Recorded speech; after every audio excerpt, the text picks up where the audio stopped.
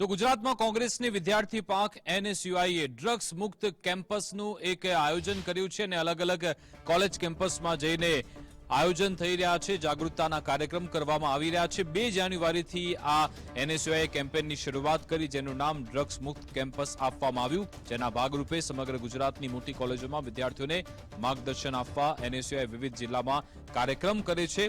ત્યારે ગુજરાત પ્રદેશ એનએસયુઆઈના પ્રમુખ નરેન્દ્રભાઈ સોલંકીની આગેવાની હેઠળ રાજપીપળામાં એમઆર આર્ટ્સ એન્ડ સાયન્સ કોલેજમાં પણ ડ્રગ જાગૃતિ અંગેનો કાર્યક્રમ યોજાયો। પૂર્વ ધારાસભ્ય પીડી વસાવા અને એનએસયુઆઈ આગેવાનીની ઉપસ્થિતિમાં રાજપીપળા કોલેજમાં એનએસયુઆઈએ ડ્રગ્સ મુક્ત કેમ્પસનો સંકલ્પ લેવડાવ્યો હતો।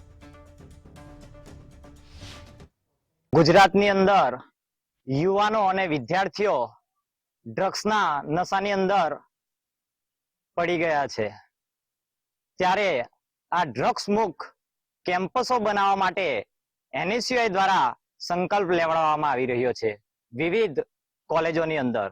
ત્યારે એના ભાગરૂપે નર્મદા જિલ્લાની અંદર એમઆર આર્ટ્સ એન્ડ સાયન્સ કોલેજની અંદર ગુજરાત પ્રદેશના એનએસયુઆઈના પ્રમુખ નરેન્દ્રભાઈ સોલંકીજી અહીંયાના જે વિદ્યાર્થીઓ છે તેઓને નશામાંથી કઈ રીતે બહાર નીકળી શકાય એ માટે માર્ગદર્શન આપ્યું હતું। એમાં અમને પણ એવી વાત જણાવી હતી કે આ ડ્રગ્સ એ આપણને શારીરિક રીતે તો નુકસાન કરે છે, પરંતુ પારિવારિક રીતે પણ અને યુવા પેઢી માટે પણ આ ખૂબ ગંભીર બાબત છે।